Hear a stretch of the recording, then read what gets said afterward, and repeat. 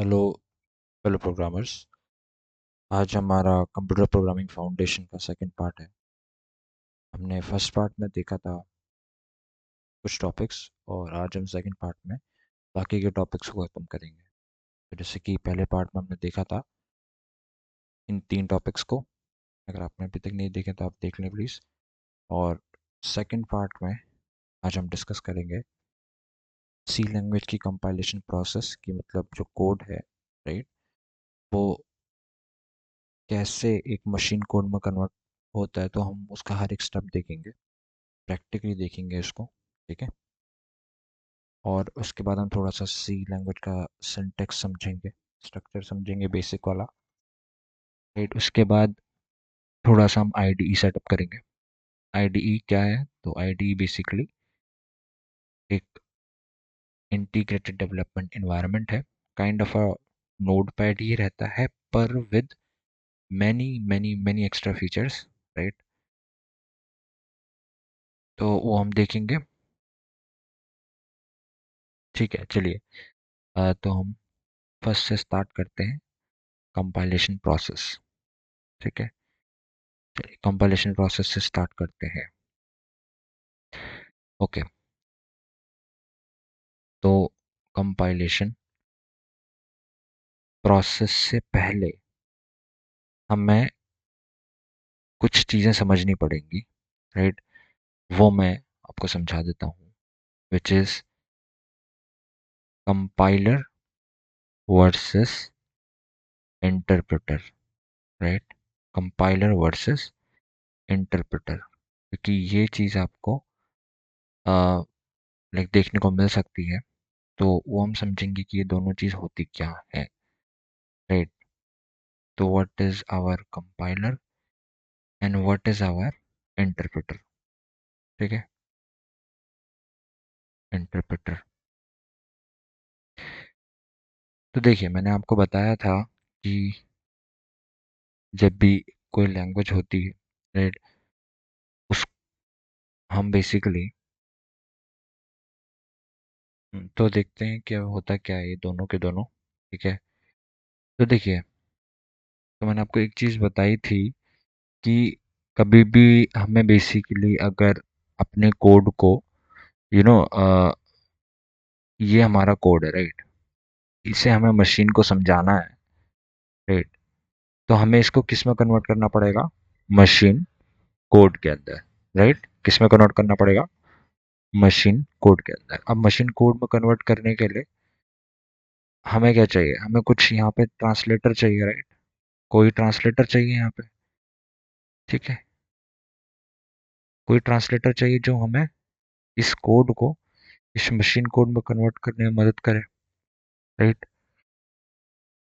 अब वो ट्रांसलेटर या तो कंपाइलर हो सकता है ना, या तो कंपाइलर हो सकता है और या फिर वो इंटरप्रेटर हो सकता है।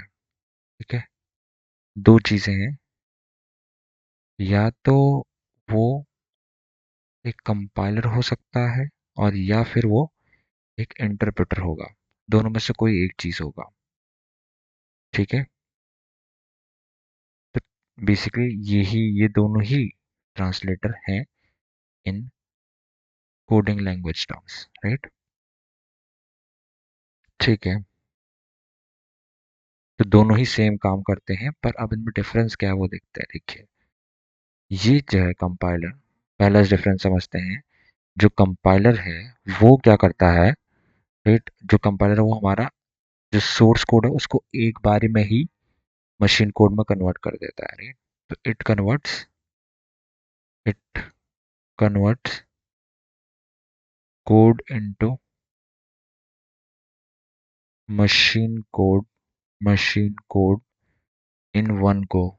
ठीक है, एक बार में का मतलब क्या हो समझाता हूँ, एक मिनट। इसको देखिए कि ये जो है क्या करता है, इट कन्वर्ट्स कोड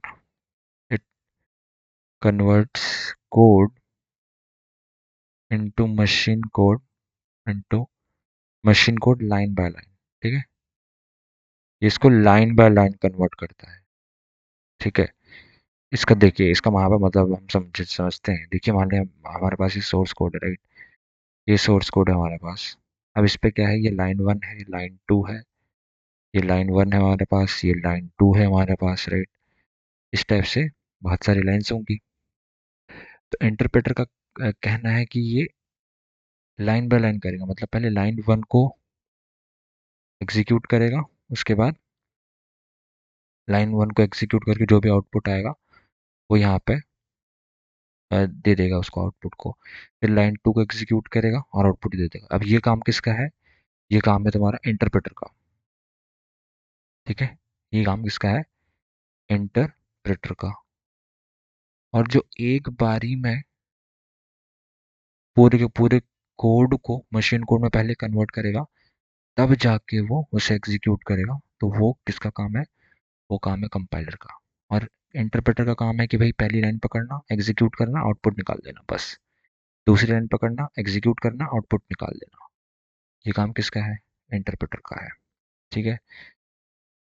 और ये एक ही बारी में एक साथ सारे के सारे कोड को पकड़ना, एग्जीक्यूट करना। ठीक है, एक साथ सारे कोड को एग्जीक्यूट करेगा। ठीक है, तो ये चीज़ है काम कंपाइलर का। ठीक है सर। ठीक है, तो फिर जब से कन्वर्ट करेगा, राइट? इस टाइप से बेसिकली कन्वर्ट करेगा। तो सिंपल सा मैंने बताया कि अ,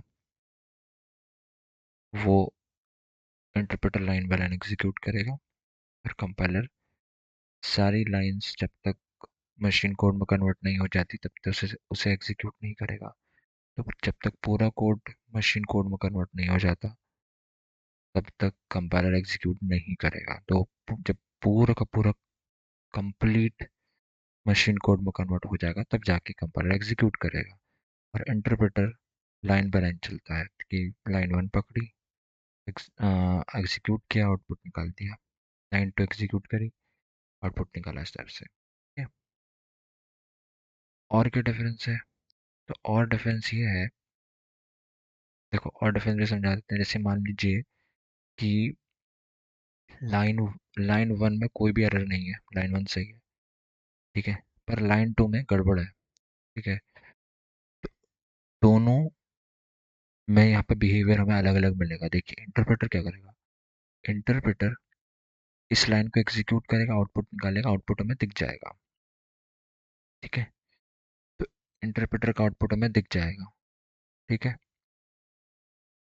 क्योंकि लाइन वन उसने एग्जीक्यूट करी, कोई एरर नहीं आया, आउटपुट निकाल दिया। लाइन टू जब एग्जीक्यूट करी, ठीक है, लाइन टू जब हमने एग्जीक्यूट करी तो यहाँ पे एरर है, और यहीं पे हमारा प्रोग्राम भी एंड हो जाएगा, तो इंटरप्रेटर फिर रन नहीं करेगा। ठीक है, तो उसने मिनिमम लाइन वन को एग्जीक्यूट करके आउटपुट दे दिया, राइट? पर कंपाइलर का थोड़ा सा यहाँ पे केस अलग होता है। कंपाइलर क्या करता है, कंपाइलर हमारा बेसिकली, क्योंकि वो सारे के सारे कोड को जब तक वो मशीन कोड में कन्वर्ट नहीं हो जाता तब तक वो एग्जीक्यूट नहीं करता, राइट? तो जब उसको सारी की सारी लाइंस को मशीन कोड में कन्वर्ट कर रहा होगा, उस वक्त लाइन टू में एरर आ जाएगा, राइट? जिस वजह से वो आगे वाले स्टेप में जा ही नहीं पाएगा। तो कंपाइलेशन स्टेप होती है, तो उसमें पहला ही या दूसरा ही स्टेप होता है कि हमें सिंटेक्स चेक करना होता है, राइट? पूरे कोड का हमें सिंटेक्स चेक करना होता है। दूसरे स्टेप में ही जाके वो रुक जाएगा और आगे आगे बिल्कुल भी एग्जीक्यूट नहीं करेगा। तो यहाँ पे कोई भी आउटपुट हमें नहीं मिलेगा, नो आउटपुट। ठीक है, यहाँ हमें कोई भी आउटपुट नहीं मिलेगा, पर यहाँ हमें पार्शियल आउटपुट मिलेगा। ठीक है, पार्शियल आउटपुट यहाँ पे हमें मिलेगा क्योंकि ये लाइन बाय लाइन एग्जीक्यूट कर रहा है। ठीक है, तो ये एक दूसरा डिफरेंस हो गया भाई। ठीक है, कि भाई it it does not it does not produce output output at all when syntax error is there, right? When syntax error, simple. तो अगर सिंटेक्स एरर तो बिल्कुल भी आउटपुट प्रोड्यूस नहीं करेगा, इट प्रोड्यूस पार्शियल आउटपुट। ठीक है, इट प्रोड्यूस पार्शियल आउटपुट, ये पार्शियल आउटपुट प्रोड्यूस करेगा when syntax error is there. ठीक है, सिंटेक्स एरर मतलब कोड में हमने रूल्स गलत लिखे हैं, राइट। ठीक है, तो ये दो चीज़ हो गई, कंपाइलर और इंटरप्रेटर। ठीक है, अब देखिए जो लैंग्वेजेस होती हैं, ठीक है, तो वो लैंग्वेजेस या तो कंपाइल्ड लैंग्वेजेस होती हैं या फिर इंटरप्रेटर लैंग्वेजेस होती हैं, राइट। तो कुछ कंपाइल्ड लैंग्वेजेस का एग्जांपल सी हो गया, सी प्लस प्लस हो गया, स्टेप से रहती है।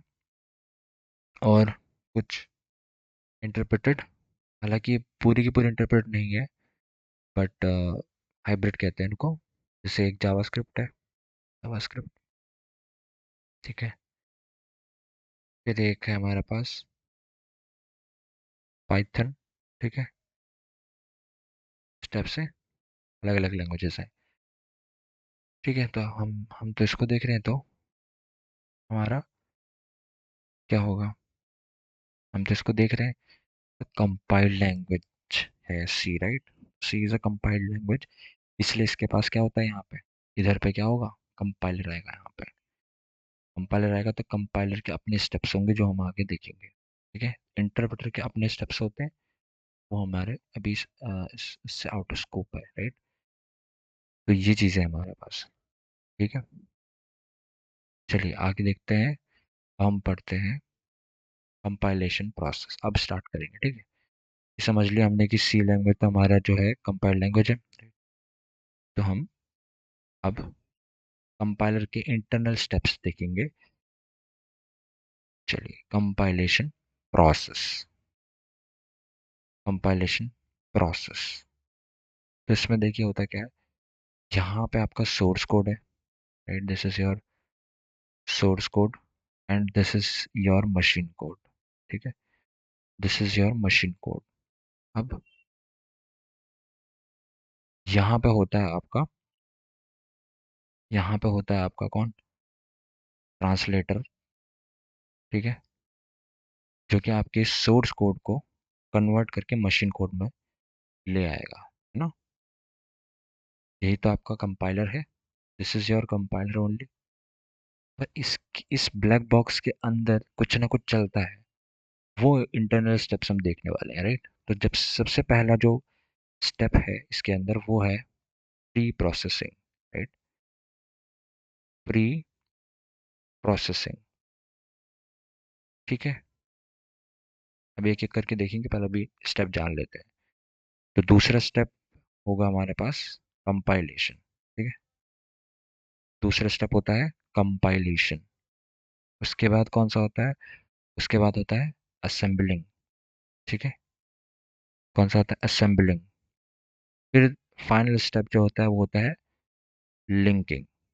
ठीक है, फाइनल स्टेप होता है लिंकिंग, और फिर जो है वो हमें मशीन कोड प्रोड्यूस करके दे देता है।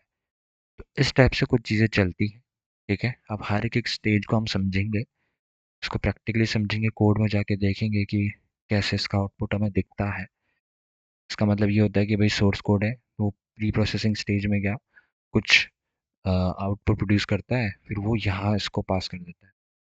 ठीक है, यहाँ कुछ आउटपुट प्रोड्यूस किया, इसने कुछ आउटपुट प्रोड्यूस किया, उसने इसको पास कर दिया, फिर इसने कुछ आउटपुट आउटपुट प्रोड्यूस किया, इसने इसको पास कर दिया, फिर इसने कुछ आउटपुट प्रोड्यूस किया तो इसने इसको पास कर दिया, और फाइनली जो मशीन कोड है वो हमें मिल जाता है, राइट।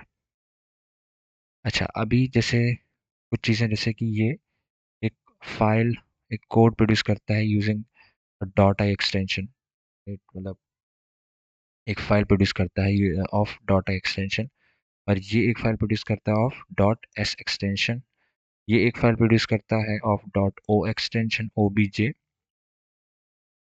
और ये फाइनली एक फाइल प्रोड्यूस करता है, ठीक है, ऑफ, अब ये एग्जीक्यूटेबल फाइल रहती है, ये हालांकि विंडोज़ ऑपरेटिंग सिस्टम के हिसाब से डिपेंड करेगी। ठीक है, तो अभी हम विंडोज़ देख रहे हैं, तो विंडोज़ के लिए डॉट EXE होगी, राइट। तो अगर लिनक्स होगी तो लिनक्स के लिए फिर वो केवल डॉट डॉट फाइल का नाम होता है, राइट। तो ये चीज़ें हमारे पास होती हैं। अब हम एक एक करके हर एक स्टेज को समझेंगे, ठीक है।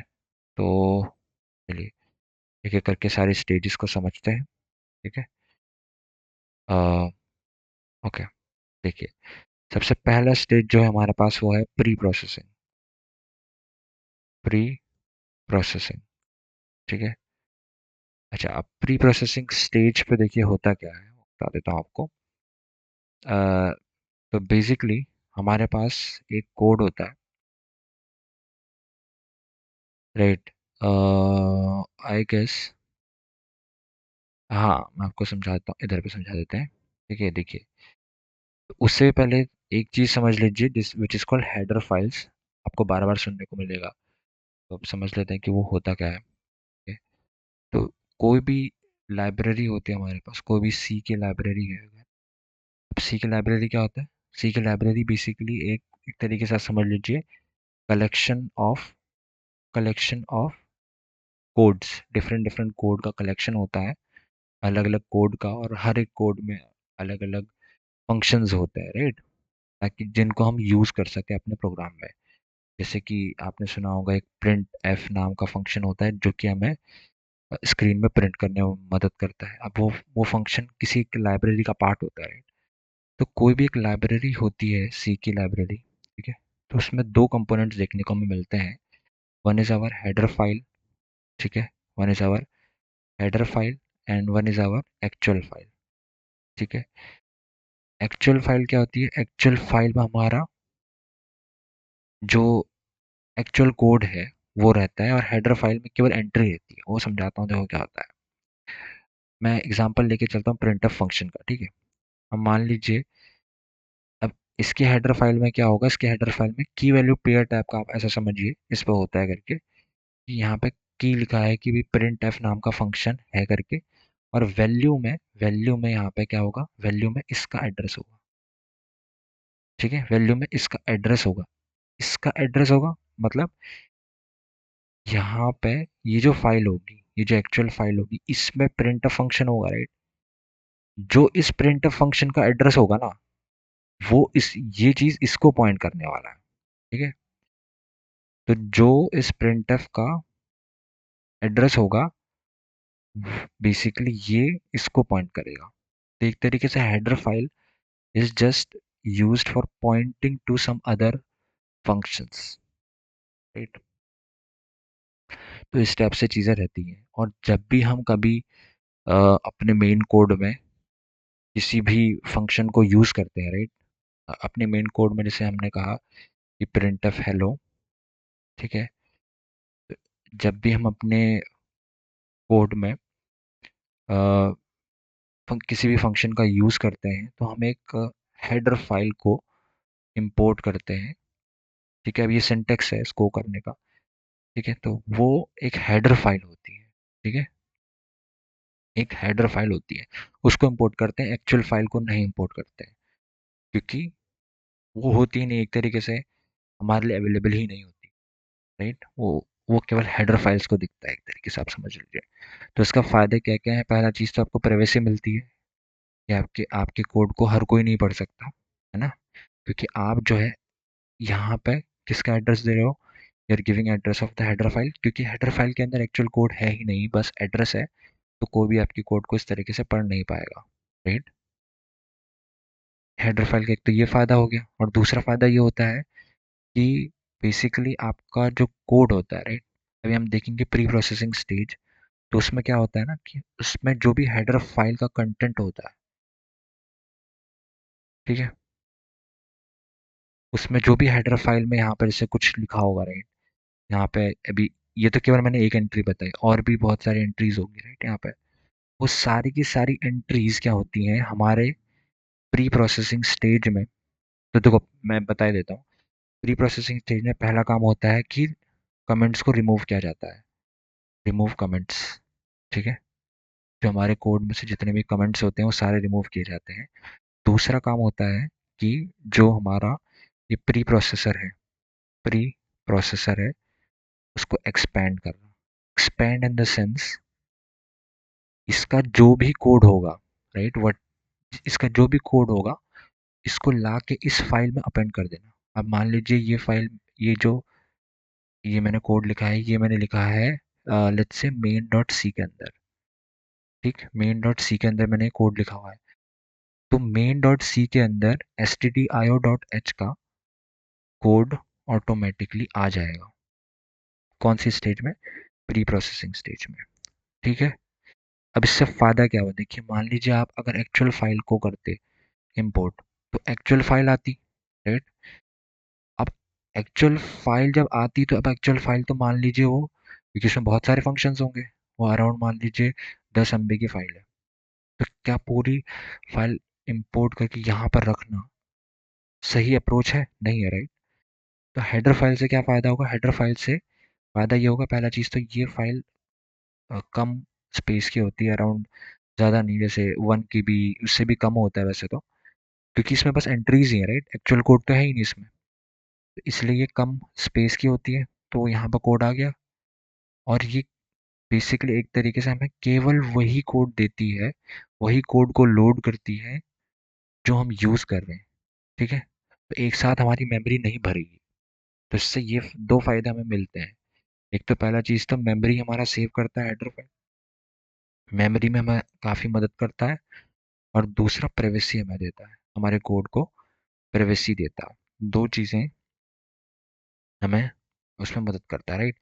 तो प्री प्रोसेसिंग स्टेज सबसे पहले बताई मैंने, जिसमें हमारा कमेंट रिमूव होता है। और प्री प्रोसेसर इसको बोलते हैं, राइट, हैश इंक्लूड जो होता है, इसको प्री प्रोसेसर बोलते हैं। तो ये एक्सपैंड होता है। एक्सपैंड का मतलब होता है कि वो फाइल का जो भी कोड है, उसको यहाँ पे अपेंड कर दिया जाएगा इस फाइल में। ठीक है।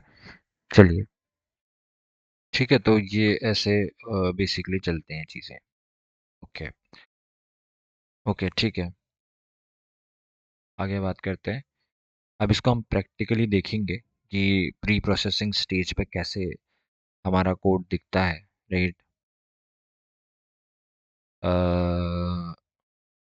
ठीक है। तो या तो एक काम करते हैं, पहले समझ लेते हैं, राइट, उसके बाद हम प्रैक्टिकली भी करके देख लेंगे।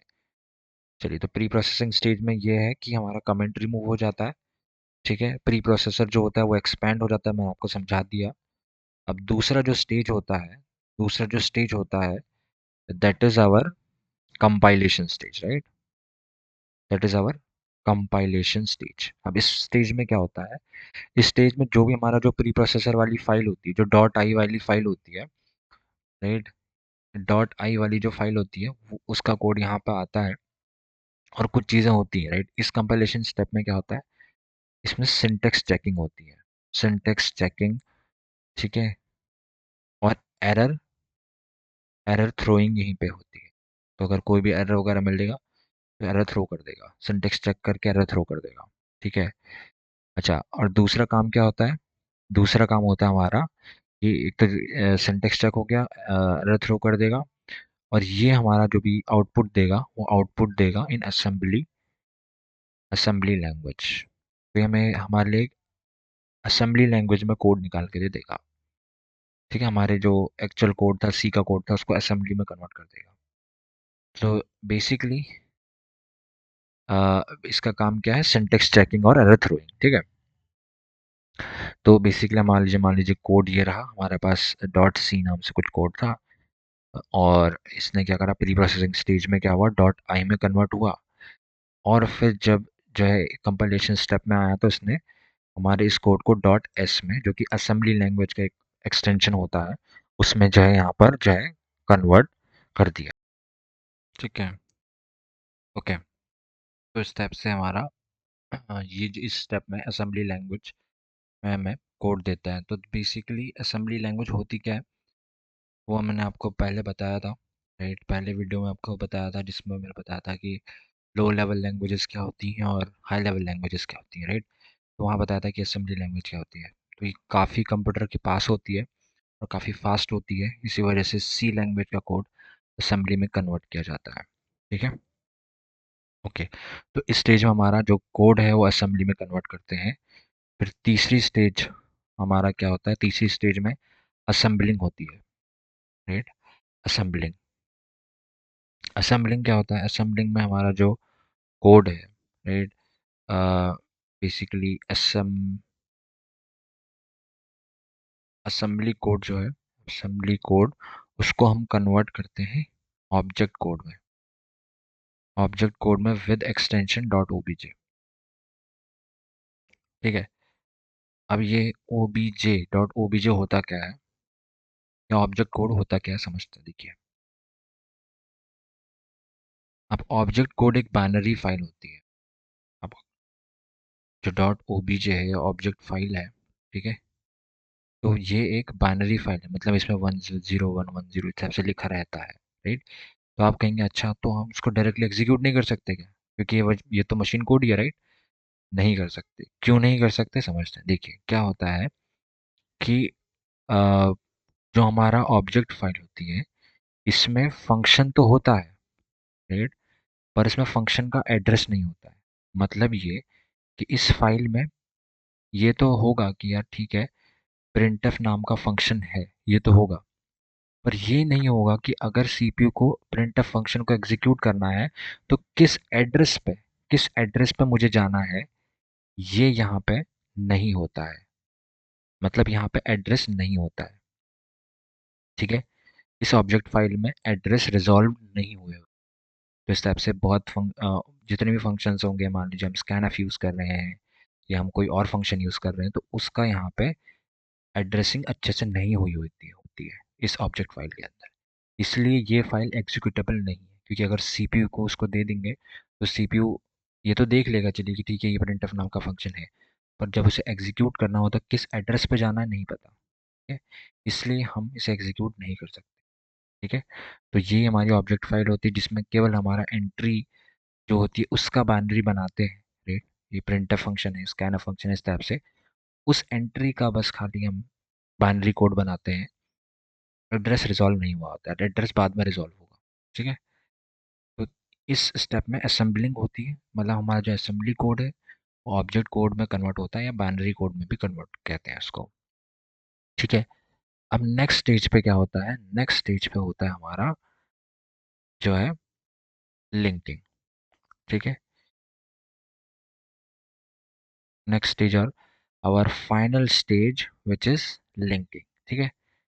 अब लिंकिंग में क्या होता है, लिंकिंग में फाइनली जो हमारा लिंकर होता है, इसमें एक असेंबलर होता है, जो इस असेंबली कोड को ऑब्जेक्ट कोड में कन्वर्ट करेगा, और इसमें एक लिंकर होता है, वो लिंकर कन्वर्ट करता है इनटू मशीन कोड, ठीक है। ओके, ठीक है। तो ये जो है हमारा फाइनली मशीन कोड में कन्वर्ट हो गया, ठीक है। फाइनली ये मशीन कोड में हमारा कन्वर्ट हो गया है, ठीक है। बढ़िया। तो इस टाइप से हमारा चीज़ें चलती है। तो मतलब अब इसमें क्या होता है, लिंकिंग स्टेज में क्या होता है वो देखते हैं, कि जो मेरे पास उधर से ऑब्जेक्ट फाइल आई, ठीक है। अब क्या होगा, मान लीजिए यहाँ पे एड्रेसिंग होती है, एड्रेस रिजॉल्व हुए होते हैं बेसिक। तो जो printf नाम का फंक्शन है, राइट, printf नाम का फंक्शन है, उसके साथ हम एड्रेस उसका लिख देते हैं कि भाई ये इसका एड्रेस है। मतलब जो भी हमने लाइब्रेरी इंक्लूड की होगी, जैसे कि हम stdio यूज़ करते हैं in case of this printf, तो stdio की ऑब्जेक्ट फाइल यहाँ पर लोड की जाएगी, ठीक है, ताकि हम उसका एड्रेस यहाँ पर लिख पाएँ, ठीक है। तो हम यहाँ पे उसका एड्रेस लिख देते हैं कि बेसिकली ये जो printf फंक्शन है उसका एड्रेस ये है, ताकि कल को अगर सीपीयू उसको एग्जीक्यूट करे, तो इजीली इस एड्रेस पे जाके उसका एग्जीक्यूट कर पाए, राइट। उसी तरीके से जितने भी फंक्शन होंगे सबकी एड्रेसिंग होगी, इंक्लूड यहाँ पे उसके साथ एड्रेस उसका लिख दिया जाएगा, ठीक है। और ये फाइनल जो है एक एग्जीक्यूटेबल फाइल बनेगी, depending on the operating system, जो कि हमारे केस में है डॉट ई एक्स ई, ठीक है। तो हमारे पास एक फाइनल डॉट ई एक्स ई फाइल जनरेट हो जाएगी, ठीक है। अब हम इसको प्रैक्टिकली देखेंगे, चलिए। ठीक है, तो ये हमारा मैंने बेसिक सा कोड यहाँ पे लिखा हुआ है, राइट, जिसमें बेसिक से हमारा स्क्रीन पे प्रिंट होगा हेलो प्रोग्रामर्स करके, ठीक है। इसको हम स्टेप बाय स्टेप देखेंगे कि इसमें कैसे कंपाइलेशन प्रोसेस होती है। तो हमने देखा था पहला स्टेज कौन सा होता है, पहला स्टेज होता है pre processing, right, pre processing, जिसमें एक फाइल जनरेट होती है डॉट आई एक्सटेंशन की, ठीक है, डॉट एक्सटेंशन की फाइल जनरेट होगी, ठीक है, और उसके बाद प्री प्रोसेसिंग स्टेज के बाद नेक्स्ट स्टेज फिर हमारा कंपाइलेशन होता है। तो पहले हम प्री प्रोसेसिंग स्टेज देखते हैं कि इसमें क्या होता है करके, ठीक है, और इसका जो हमारा आउटपुट है वो कैसे जनरेट होता है वो देखते हैं। ठीक है, चलिए अब इसको हम एग्जीक्यूट करके देखते हैं, हम प्री प्रोसेसिंग स्टेज में इसको लाते हैं, ठीक है, इस कोड को। अब उसके लिए हम बेसिकली एक कंपाइलर का यूज़ करेंगे, राइट, जो कि होता है, जो कि सी लैंग्वेज के लिए बना है, विच इज़ जीसीसी, राइट। तो जीसीसी का हम यूज़ करके जो है अपने प्री प्रोसेसिंग स्टेज पे कैसे हमारा कोड दिखता है करके वो हम देखने वाले हैं। तो उसके लिए बेसिक सा हमारा एक ऑप्शन होता है माइनस ई ऑप्शन, राइट, वो हम यहाँ पे देखते हैं। तो अ, यहाँ पे हमें फाइल का नाम देना है, ठीक है, और बेसिक सा ये हमारा एक आउटपुट प्रोड्यूस करेगा। अभी देखिए इस ऐप से हमें दिख रहा है, हमें इसको एक फाइल में लेना पड़ेगा, तो वो हम ले लेते हैं। तो इस ऐप से एक फाइल रहती है डॉट आई फाइल, जो मैंने आपको बताई थी, डॉट आई फाइल में आउटपुट हमें मिलेगा। अगर आप यहाँ पे देखेंगे तो हमारे पास ये देखिए एक डॉट आई फाइल आ चुकी है। तो ये प्री प्रोसेसिंग स्टेज में जाके इस टाइप से कोड हमें होता है, मतलब प्री प्रोसेसर जो है इस टाइप से कोड निकाल के देता है। तो मैंने क्या बताया था कि सबसे पहला चीज़ तो कमेंट्स रिमूव हो जाते हैं, तो हम इसको सर्च कर देते हैं, लेट्स से, ठीक है, इसको इसमें सर्च करेंगे। अभी देखिए इसमें तो हमें मिल रहा है, इसमें हमें नहीं मिलेगा, देखिए कहीं मिल रहा है क्या, क्योंकि कमेंट्स जो है रिमूव हो गए। तो दो स्टेप होते हैं, एक तो कमेंट रिमूव करना और दूसरा कि इस हेडर फाइल को एक्सपेंड कर देना, राइट, मतलब जो भी इस हेडर फाइल का कोड होगा उसको ला के इस फाइल में अपेंड कर देना, ठीक है, जो कि इसने कर रखा है। तो इस पे देखना कहीं ना कहीं आपको प्रिंट की एंट्री मिलेगी, ठीक है, ये देखिए यहाँ पे प्रिंट की एंट्री मिल रही है, राइट, यही प्रिंट है। और यहाँ पे बेसिकली ये उस फाइल के, जो एक्चुअल फाइल है, उस एक्चुअल फाइल के प्रिंट फंक्शन को यहाँ पे पॉइंट कर रहा है, ठीक है। तो इसका मतलब यही है कि एक्चुअल फाइल के पॉइंटर को बेसिकली वहाँ पे पॉइंट कर रहा है, ठीक है। तो ये इस टाइप से बहुत सारे फंक्शन, जितने भी फंक्शंस हैं, जैसे स्कैनर फंक्शन है, बेसिकली हमारे पास है एक एस एन प्रिंटफ है, वो है, तो उन सब की एंट्रीज यहाँ पे देखिए लिखी हुई है, ठीक है। तो एक्चुअल कोड कहीं पे नहीं आया है, बस खाली एंट्रीज आई हैं जो कि हेडर फाइल से आ रही हैं, और हम लास्ट में देखेंगे तो हमारे एक्चुअल कोड भी हमें मिल जाएगा, ठीक है। तो अगर मान लीजिए मैं इसको हटा दूँ, मतलब इसको मैं अगर कमेंट कर दूँ, ठीक है, तो अगर इसको कमेंट करूँ तो इसको भी करना पड़ेगा, अदरवाइज मेरे को एरर आएगा। अब देखिए, तो पहले तो कमेंट रिमूव करेगा जो कि इसने किया, देखिए कमेंट रिमूव कर दिया, और दूसरा अब कोई हेडर फाइल नहीं है तो कोई एक्सपेंड करने के लिए कुछ था नहीं, तो देखिए कुछ भी नहीं है, ठीक है। तो इस तरीके से चीज़ हमारी चलती है। इसको हम दोबारा से ले आते हैं, ठीक है, इसको दोबारा से ले आते हैं। अगर मैं इसको आपको दिखाऊं तो देखिए स्टेप से, देखिए हेडर फाइल को उसने एक्सपेंड कर दिया है, ठीक है। तो ये हुआ हमारा प्री प्रोसेसिंग स्टेज कंप्लीट, जिसमें हमें डॉट आई एक्सटेंशन की फाइल मिलती है, राइट। उसके बाद नेक्स्ट जो होता है वो होता है हमारा कंपाइलेशन। कंपाइलेशन जिसमें हमारे को एक असेंबली फाइल मिलती है डॉट एस एक्सटेंशन की, ठीक है। तो वो हम देखते हैं कि उसको यहाँ पे कैसे प्रोड्यूस करना है, ठीक है। ओके, देखते हैं। तो स्टेप से आपको करना है, और जैसे ही आप जैसे आप यहाँ पे करते हैं इसको, तो ये एक फाइल जनरेट करेगा। Okay, wait wait just wait. Okay, अभी ये ऑब्जेक्ट फाइल जनरेट किया, ये बेसिक लिंकिंग स्टेज में चला गया, मैं असेंबलिंग स्टेज में चला गया डायरेक्टली। मेरे को कंपाइलेशन स्टेज में आना है, राइट। तो उसके लिए आपको there is option minus S I S, right. Okay, हाँ, तो ये देखिए माइनस एस नाम से एक ऑप्शन होता है ना, जो कि असेंबली कोड को हमारा निकाल देता है। तो जो यहाँ पे कंपाइलेशन स्टेप में जो डॉट एस फाइल होती है, ये वही फाइल है। ठीक है, तो इस स्टेप से ये कन्वर्ट कर देता है, असेंबली लैंग्वेज को कन्वर्ट कर देता है कंपाइलेशन स्टेप में।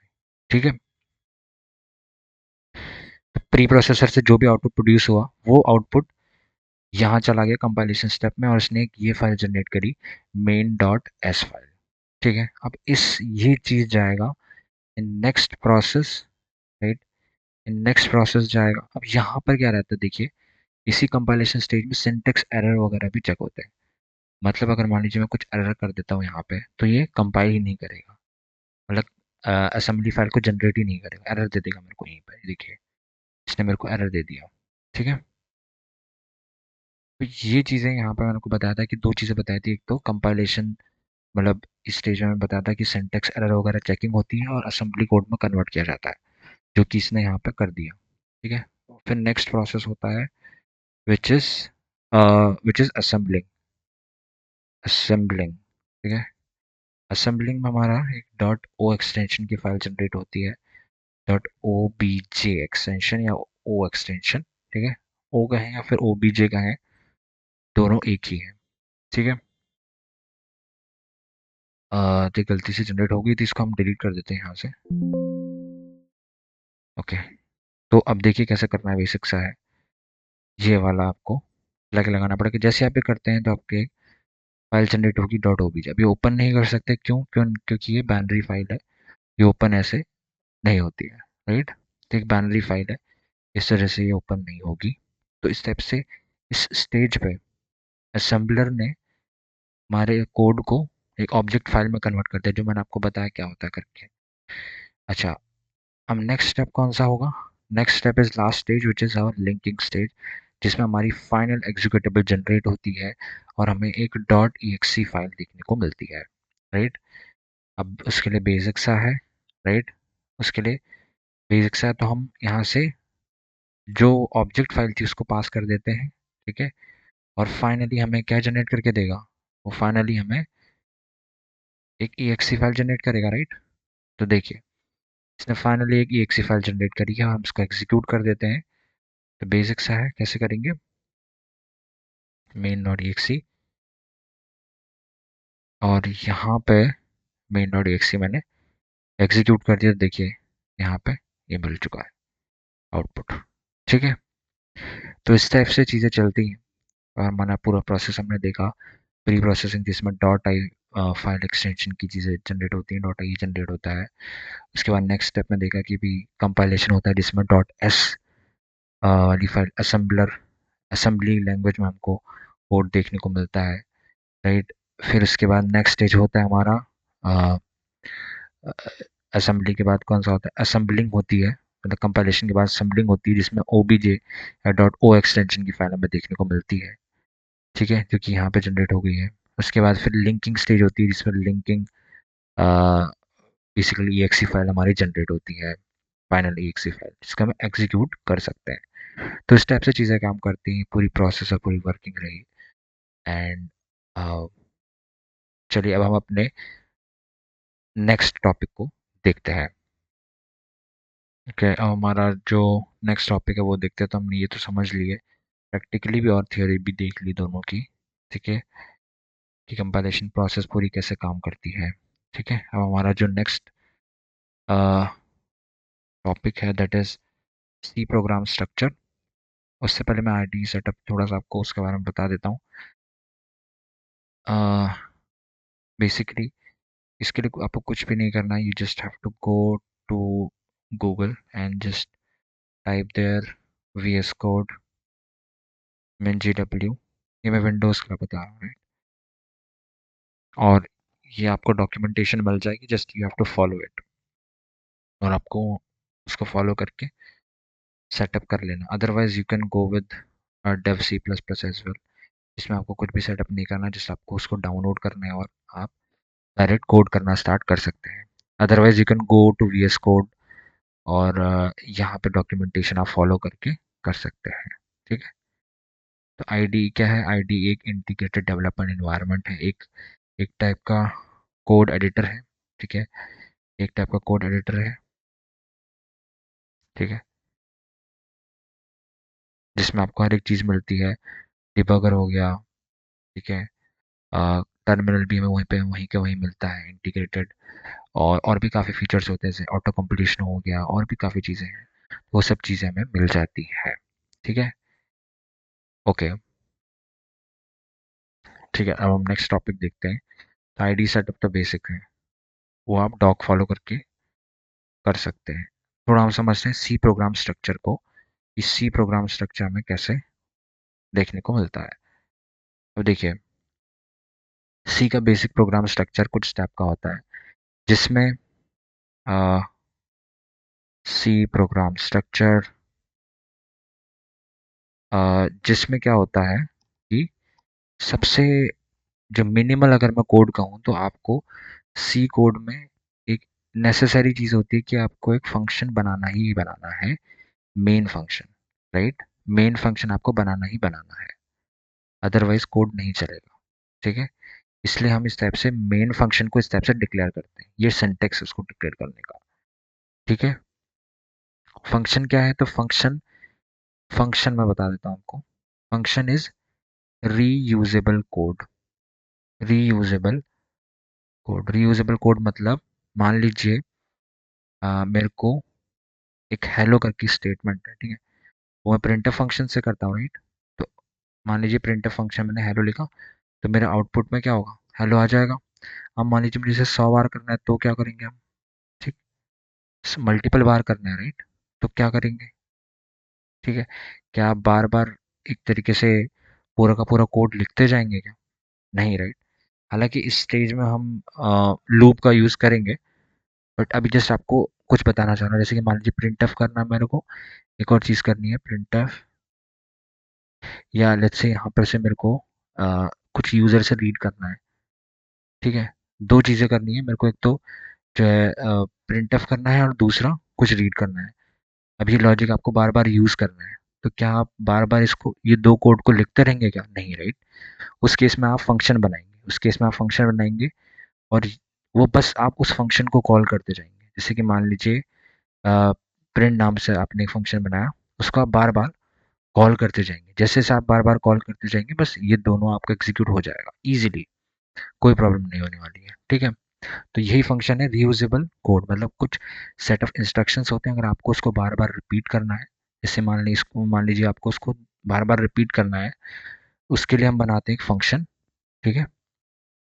वही होता है हमारा फंक्शन, ठीक है। अब देखिए फंक्शन को ऐसा डिक्लेयर करते हैं, जिसमें ये जो होता है, ये होता है हमारा, this is our return return return type, ठीक है। मतलब कि जो रिटर्न टाइप है, जैसे मान लीजिए इस फंक्शन को जब मैं एग्जीक्यूट करूंगा, राइट, इस फंक्शन को जब मैं एग्जीक्यूट करूंगा तो मुझे रिटर्न में क्या मिलेगा, ठीक है। मुझे रिटर्न में क्या मिलेगा वो ये बताता है। तो यहाँ पे हमें लिखना भी पड़ेगा, क्योंकि मैंने यहाँ पे रिटर्न टाइप इंट लिखा है, तो मेरे को यहाँ पे रिटर्न भी इंट करना पड़ेगा, अदरवाइज मेरे को एरर मिलेगा। जैसे ही ये चीज़ करेंगे, ये मिनिमल कोड है, आप इसको चलाइए और इजीली काम करेगा, ठीक है। तो ये हमारा बेसिक सा कोड है, this is our function declaration, ठीक है। इसको हम कहेंगे डिक्लेरेशन फंक्शन डिक्लेरेशन, ठीक है।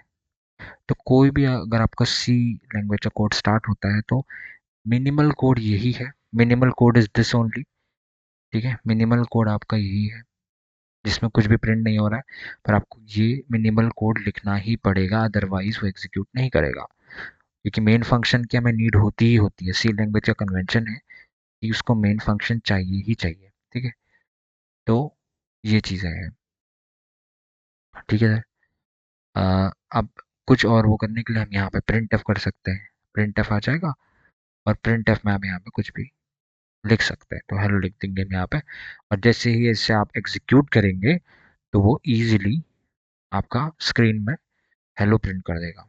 और इसको बेसिकली कंपाइल करने का स्टेप मैंने आपको पहले ही बता दिया, विच इज़ सिंपल सा, जीसीसी कमांड एक रहती है। जीसीसी एक बेसिकली कंपाइलर है, सी लैंग्वेज का एक कंपाइलर है, राइट, जो कि हमारे सी लैंग्वेज को मशीन कोड में कन्वर्ट करता है यूजिंग दैट कंपाइलेशन प्रोसेस, जो कि मैंने आपको पहले बताई, ठीक है।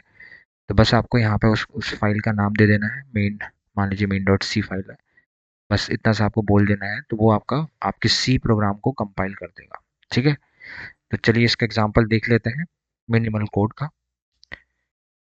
ठीक है, तो ये देखिए मिनिमल कोड मैंने बेसिक सा लिखा हुआ है। ठीक है, इसे मैं एग्जीक्यूट करता हूँ। ठीक है, जीसीसी, और यहाँ पे मेरे को अपनी फाइल का नाम दे देना है, मेन डॉट सी फाइल का नाम दे देना है, और ये एक exe फाइल जनरेट कर देगा जो कि a डॉट exe होगी। अगर आपको फाइल का नाम बताना है कि आपको किस नाम की एग्जीक्यूटेबल फाइल चाहिए, तो आप -o ऑप्शन में अपनी फाइल का नाम लिख सकते हो। जैसे मान लीजिए मैं आउट डॉट exe लिख देता हूँ, तो इस नाम की फाइल ये जनरेट कर देगा। देखिए आउट डॉट exe इसने जनरेट कर दिया, अदरवाइज ये by default a dot exe file A dot exe नाम की फाइल को जनरेट करता है। ठीक है, इसका एग्जीक्यूट कर लेते हैं, आउट डॉट exe। ठीक है, ये देखिए सिंपल से इसने प्रिंट कर दिया। ठीक है, तो ये चीज़ें हैं हमारे पास। इस टाइप से बेसिक स्ट्रक्चर रहता है। ये इंपोर्ट स्टेटमेंट है, मैंने आपको पहले ही बता दिया कि अगर आप ये फंक्शन को यूज़ कर रहे हैं तो आपको यहाँ पे इसको इंपोर्ट करना पड़ेगा। ठीक है, जिस भी लाइब्रेरी में वो प्रेजेंट होगा फंक्शन, उस लाइब्रेरी से आपको इस फंक्शन को जो है इंपोर्ट करवाना पड़ेगा, अदरवाइज वो वर्क नहीं करेगा। जैसे आपको दिखा देता हूँ, ये देखिए अगर मैं इसको हाइड कर देता हूँ तो प्रिंट फंक्शन ये वैसे ही कंपाइल नहीं होगा, एरर मेरे को दे देगा। देखिए एरर मिल गया मेरे को कि भाई प्रिंट फंक्शन तो है ही नहीं, कहाँ से लाए करके। ठीक है, तो ये चीज़ें हैं, इस टाइप से चीज़ें चलती हैं। ठीक है, तो ये सारा का सारा प्रोसेस है, एंड फाइनली हमारा सारा का सारा जो टॉपिक था वो कंप्लीट हो गया है, एंड हमने पार्ट 2 भी ख़त्म कर दिया है, जिसमें हमने कंपाइलेशन प्रोसेस देख ली, सी प्रोग्राम का स्ट्रक्चर, बेसिक स्ट्रक्चर देख लिया, आईडी सेटअप भी देख लिया है। ठीक है, तो this is done and this is also done. तो टोटल हमारा जो कंप्यूटर प्रोग्रामिंग फाउंडेशन लेवल 0 है वो कंप्लीट हो चुका है। अब नेक्स्ट पे हम जो है लेवल 1 पे जाएंगे, नेक्स्ट पे हम लेवल 1 पे जाएंगे। चलिए, थैंक यू।